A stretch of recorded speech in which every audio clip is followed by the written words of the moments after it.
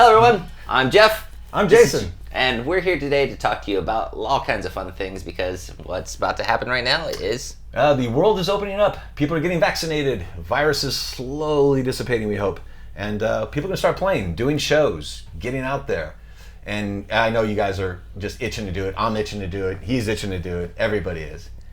And you're ready. But is your gear ready? I think that's the question of the day. Is your gear ready for shows? What's really interesting is when COVID first happened, I remember calling you and you're like, what are you doing? And you're like, well, I'm wiring up a pedal board. It's like, why? Well, because I got nothing else to do. It's like, right? You're just like, let me randomly put a pedal board together with anything I have laying around the house because I need to do something like that. Yeah, I had pedals laying around that weren't doing anything. It's like, let's make a pedal board. But not everybody that we know is as nerdy as you are. True. Or me. Or, so sorry.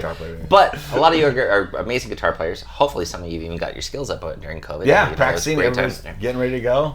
But we should talk about things because it is time for you guys to go out and play and get ready and stuff like that. And not everybody is a tech like Jason who has these skills. Been doing it and so what we're going to do is kind of go over a few things for guitar related things, pedal related things, and just freely discuss also cables, which is another important just thing. Everything from you're playing, you're going out, hitting it, going to the amp. It's got to work.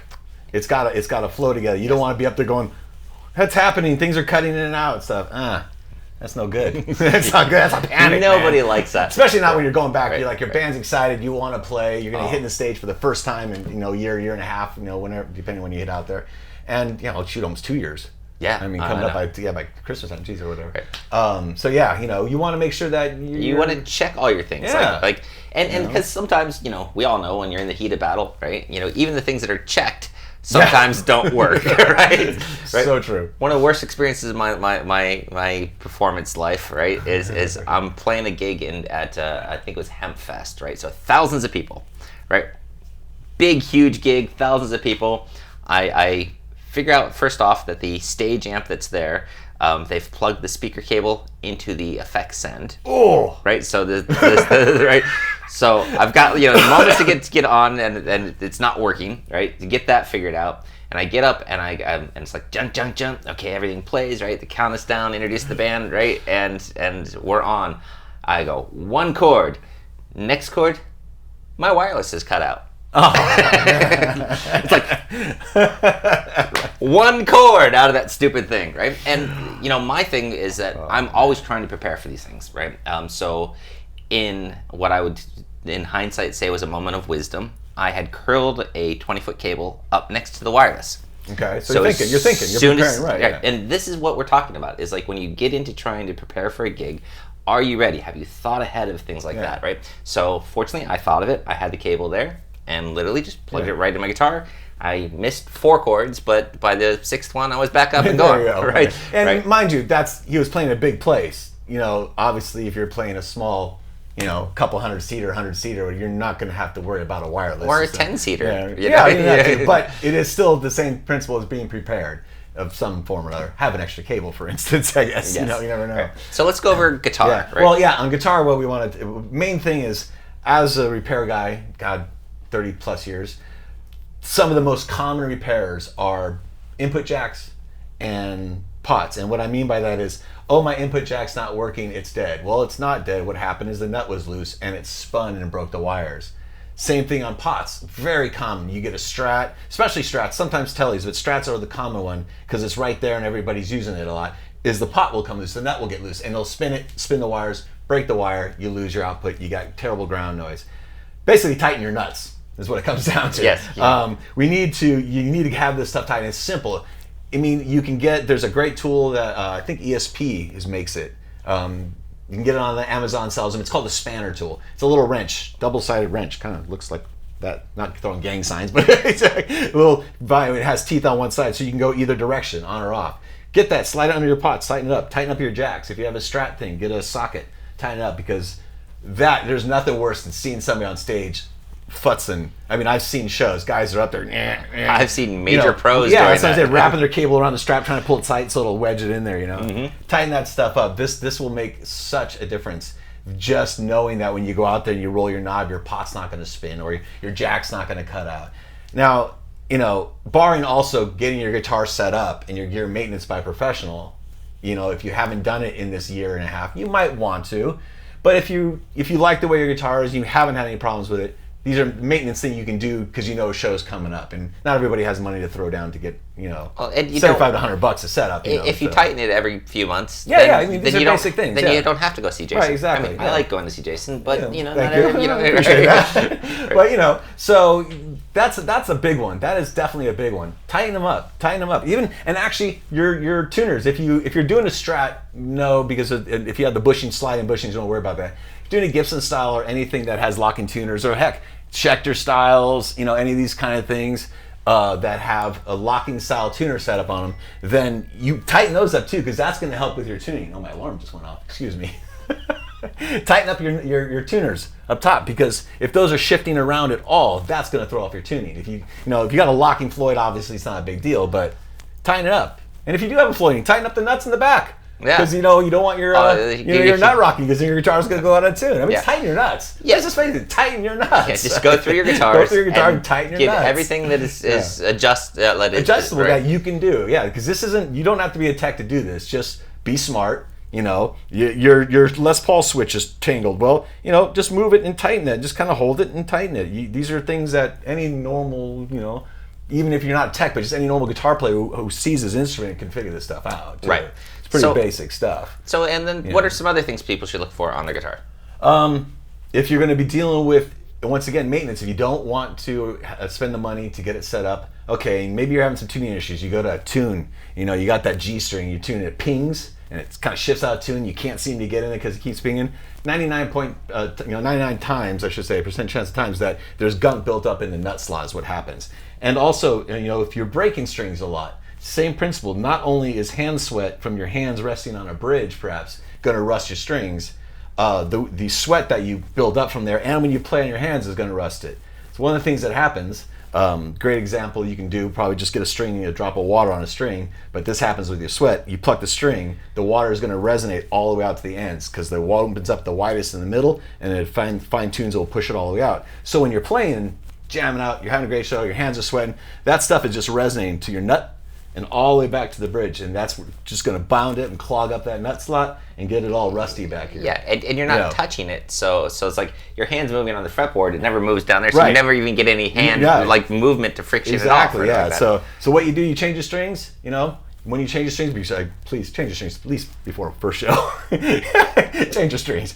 But when you do that, take like if you can get a piece of 400 grit sandpaper, or heck, even anything, if you don't have anything like that, just something that you can get in there, a razor blade or something, just to scrape out and get the gunk out of there. That's all you need to do. It's like specks of rust almost. Yeah, rust and just it's sweat and slime, because you get wet sweat and then any dirt particles will build up into disgusting. it. It's really disgusting. It really is. Right. But that's really going to cause a lot of tuning issues. You will just improve your guitar a lot by that simple maintenance. So the simple way to test it, if I understand you correctly, is if you're tuning your guitar, like say your G string, and it goes ping once in a while, that little classic ting, and it doesn't go slip and ting, and it doesn't sit in the tuning right. You got to keep doing it. Yeah. Your nuts clogged up is what. So just get in there, clean that out. So most people, I've always heard for years, that you probably need to put some graphite in it, right? And people tell you to do shavings in there. But I think what you're saying is that it's already got a clog.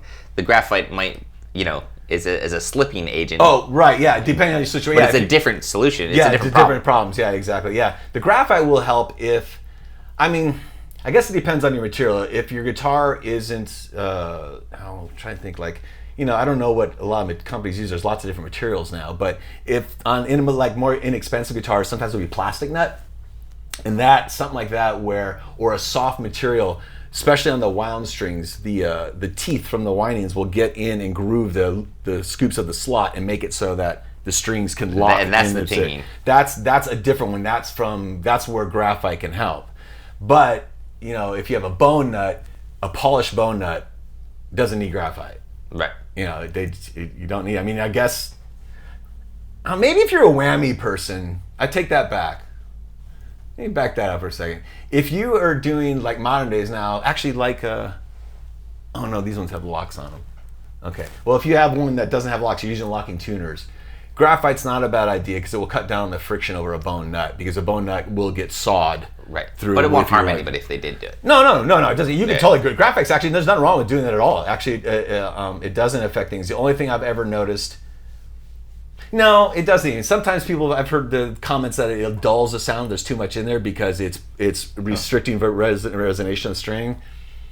That seems pretty shaky. That's pretty shaky to me. I've never experienced that, so I was just gonna spout some lore there, but that's lore. I'm not even gonna go there. I don't use graphite. I just polish the nut slots. It is the internet. Guitar. You can spread all kinds of lore if you want. Hey, that's my new show, Lore Galore. Lore?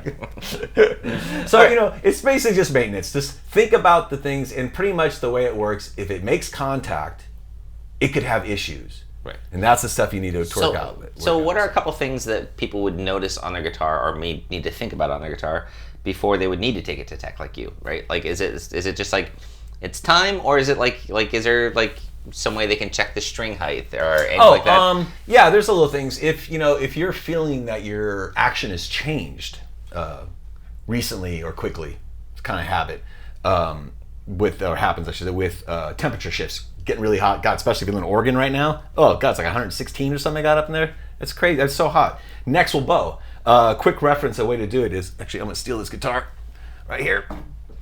And you're going to see how bad I have it set up? No, actually, no. A great thing to do is first finger on the first fret, take your thumb, 15th, 17th fret area up here, and if you guys can see, kind of get that thing going, and then you're going to use your first finger to push on the string. That will then tell you if the string's giving, that underneath the neck is bowed this way. If the string is not giving, actually this one's not giving at all, so the neck is dead straight, slightly back bowed. Good example, actually, so I'm glad we have this here for that. But and that's probably changed from hanging up to weather shifts, I'm telling you. So if it's back bowed, you got to loosen the truss rod. If it's dipping this way, it's got to be tightened. If you don't feel comfortable with that, that's a good thing to want to take it to tech. If you're pick the guitar up one day and you're just like, oh, this is terrible. I don't like it. The action's too high, or the intonation's sounding bad. If there's things you're feeling that it needs, as we like to call it, the love, just to have somebody go through it, getting your car detailed of sorts, but getting an overall tune-up like you would with your car. Changing the oil would be considered changing the strings, but you need a tune-up. So if you feel like you haven't done it a lot, consider that, of course. I always want you as a tech, the repairman, I want you to bring me your guitars all the time. But as a guitar player, you should have, I think every player should have some basic understanding of stuff they can do to prep for a show. Going out there, what I mean? That you can do, like tightening your nuts, obviously, changing your strings, cleaning out your nut slots. Just wipe your guitar down also after shows. You can't do it sometimes on stage. You got to get in and get out. You got to get in and get out. You throw your guitar in the case. You're going back, you're outside now, and you have to put everything back together to put in your car. If you have a chance, pop your case, have a rag in there, wipe down. That'll also cut down on a lot of the buildup that happens, which overall will make it, just your experience overall better and more long-lasting, I guess you can say. Yes. I'm going to throw out a topic of because you mentioned cases and stage, right? Oh yeah. Right? Oh yeah. Tell us about that one, Jeff. Right. Yeah. So I want to hear this. A personal pet peeve of mine is bringing guitar stands to a gig. Right, I trip over everybody else's food that brings them. I have seen guitars because somebody steps on the edge of it and the guitar goes smacks face down.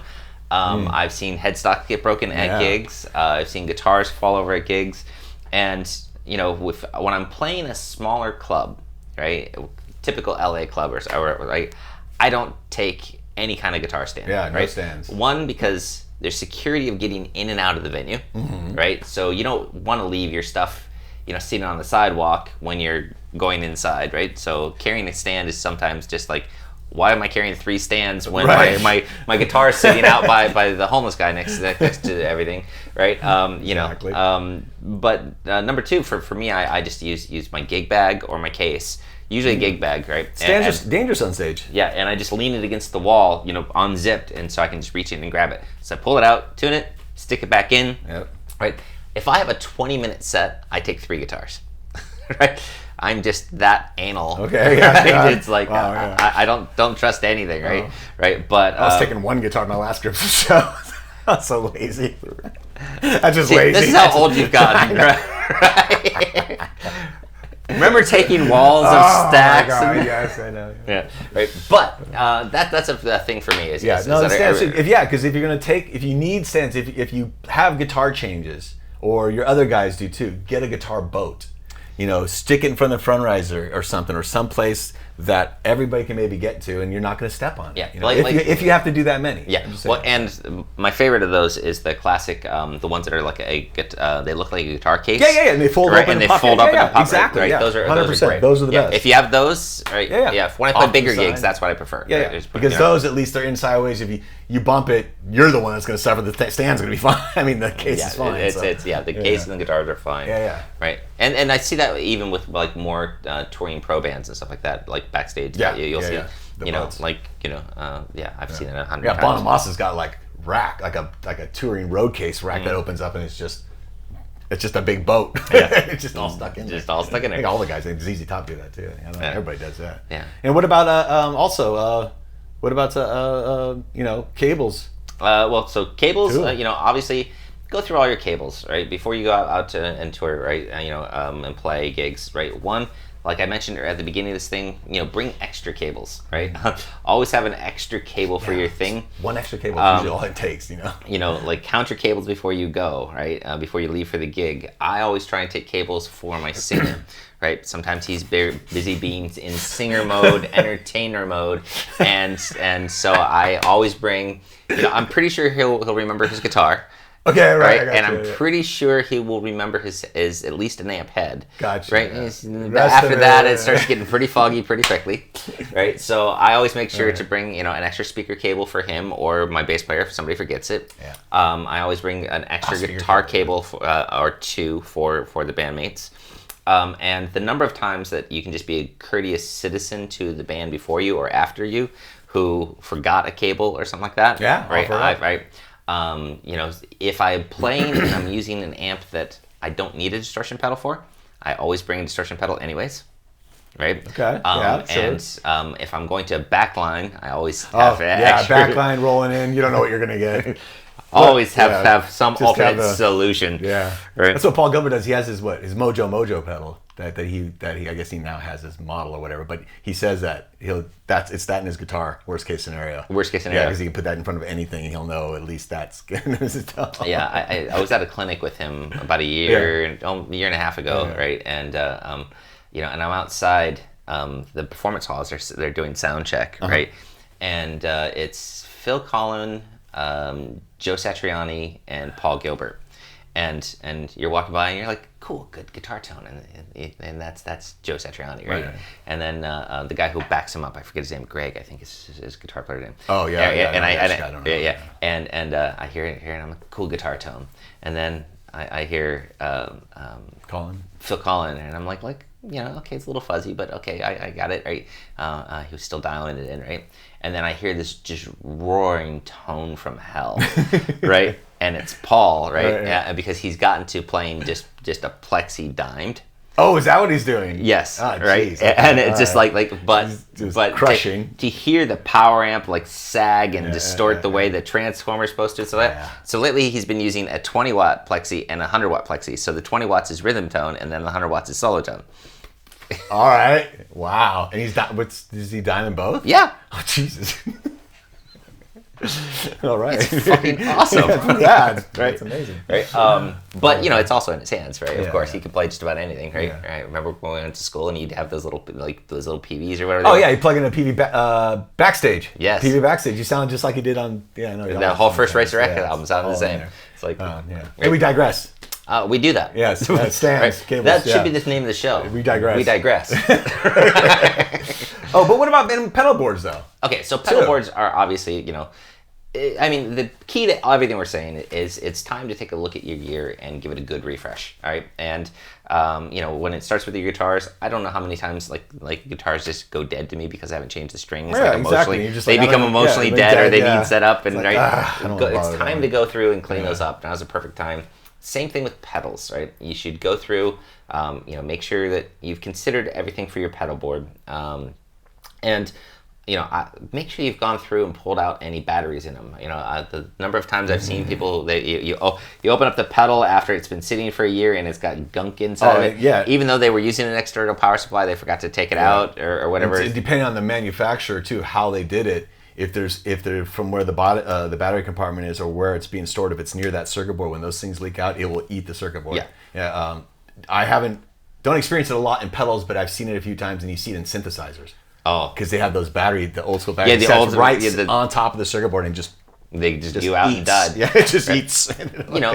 Changing your checking your power cables, checking for noise on your power cables, considering where you're going to plug your pedal board in at a live gig, because most people don't realize that you can plug your pedal board in on the front of the stage, and the back of the stage, the amp that you're using can be on different phases, and all of a sudden you've got a huge ground lift. Yep. Do you have a carry ground lifts? Those little ground lifts. That's one of the things. Especially if you're using 2 amps, got to have one. Then definitely. Oh, absolutely, right.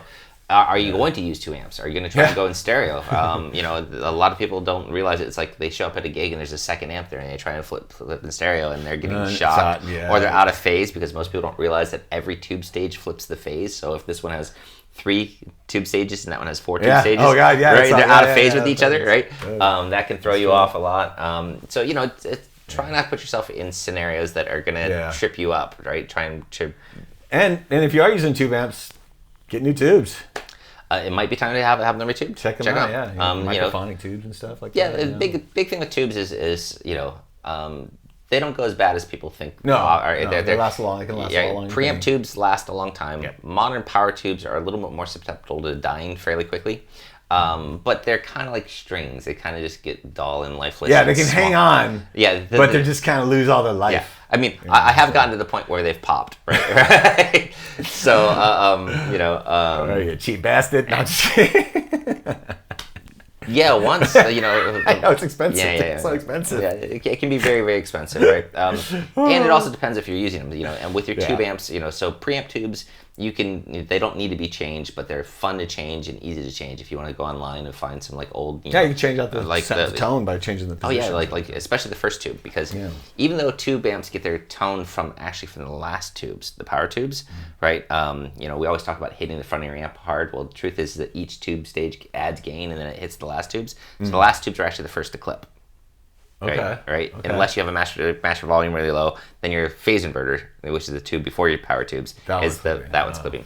But my head. Right. But what the thing is that it's like a microscope. The last tube is amplifying the one before it. So the very first tube, even though it doesn't have a lot of it gets brought up to the loudest level. Okay. Right, because it gets the most gain throughout the stages. Oh, I see what you're saying. Right? I get you. Okay. So it itself doesn't contribute that much gain, but it can really color everything. Yeah, right? you can change it. So it's a fun one to change just on your own if you want to buy some old stock Mullards or something like that. Right. And you can spend a bunch of money on that one tube and really change. As much as tone wise as changing guitar pickups. That one tube.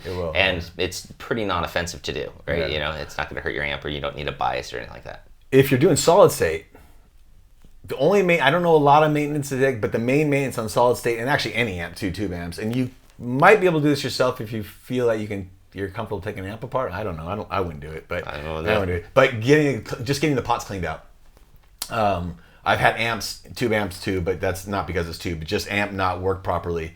I was getting the volume drops. Intermittently volume drops because my volume knob was dirty.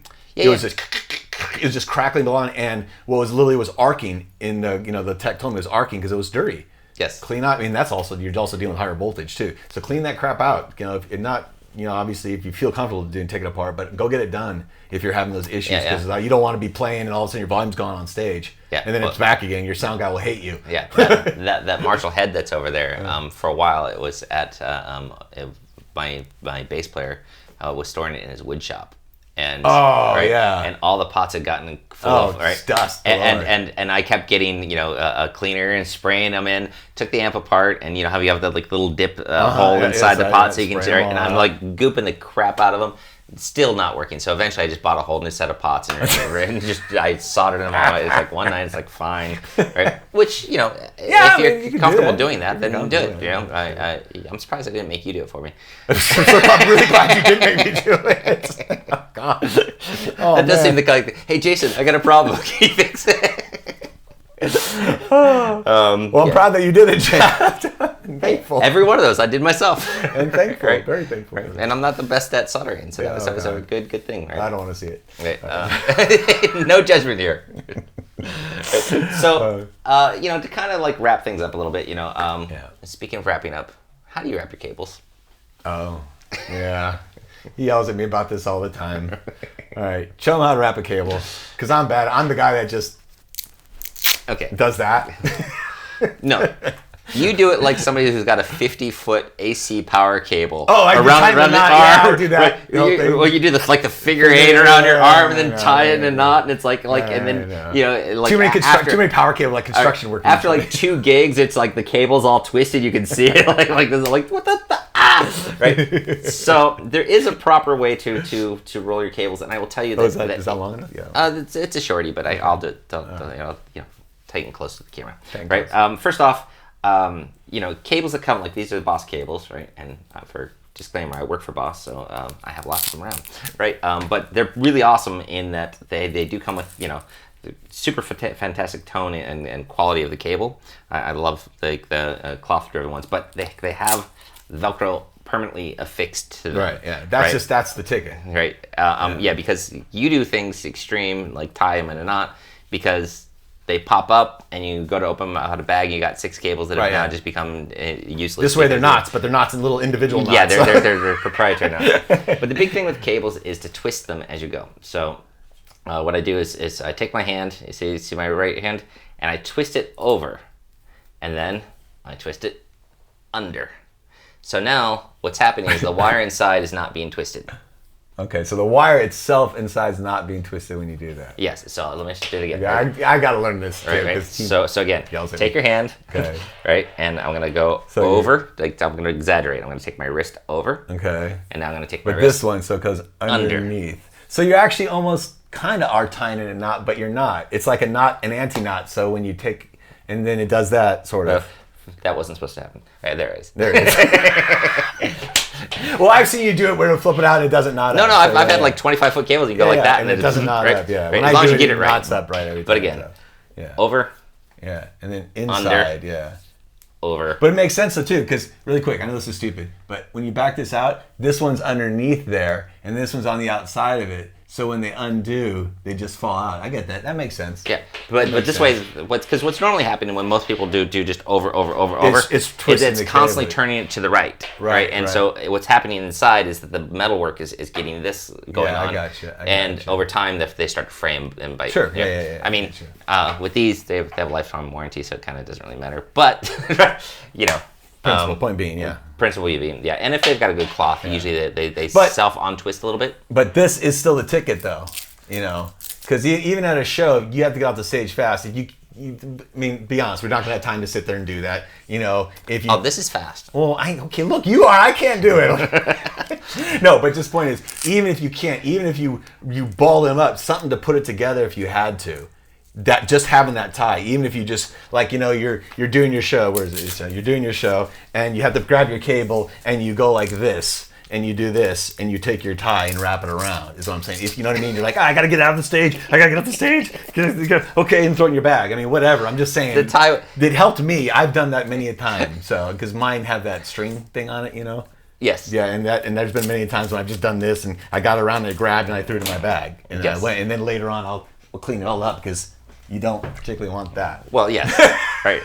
Well, and are you a person that, like, after your gig, you clean up and prepare for the next gig? Or are you one of these people that like, I've got my gig bag, I've put all my cables and everything in this bag, and then next show I just go? No, I clean stuff up. Yeah. Wipe your guitars down, too, when you're done. I don't know if I said that earlier. You did. Did I? Okay, yeah, because that's part of it, too. You can repeat. It's okay. Yeah, but wiping your guitars down is a good one, too. Just, as a whole. Like, not just for the strings, but just wipe it down. It's kind of gross. I don't know. Look, I'm coming from a tech. I got to see your guys' nasty guitars, all right? Just saying. Yeah. I got photos, man. Don't be gross. Photos. Don't be gross, man. Have to work in this with a hazmat. Exactly. Right? No, sometimes. But it's kind of like washing your car. When you wash your car, you swear it goes faster, or you swear it drives better. Like, you just feel like your car's like, I washed my car, it's clean, it's detailed now, it's not broken. Despite the engine maybe dying, but it doesn't seem that way. Yes. It's sort of that you wipe your guitar, you put new strings on it, everything's like fresh. Yes. So to kind of wrap it up, number one, pull out your guitars, change your strings if you're about to play gigs. Right? Tighten your nuts. Right. Tighten all your nuts on your guitars. And pedals. Tighten the nuts on your pedals. Tighten nuts on pedals too. Right. Yeah. Get input jacks. That's it. Because one of the things that happens with pedals, which we see this a lot, and there are manufacturers that have it worse than others just because of the design factor. But there's a lot of companies, depending on how they made it, the input jack being tightened to is the ground. Yes. When that loosens, you'll get arcing and cutting in and out. Tighten your pedal nuts. Not arcing like not arcing, but arcing meaning in and out because it's not making contact. Yeah, it's not, it is still kind of. It's not like a flux not capacitor arcing going off or where something I guess like it'd that. be just intermittent contact. Nobody's gonna die from that. No. Well, if you have a flux capacitor, it'll go a lot faster though. No, but not arcing. Intermittent contact. Yes. Yeah, there you go. That's the word. Yeah. That's okay. I liked where you were going. It sounded cooler to say arcing, man, because it goes. I know. I'm like, can I make my own board arc?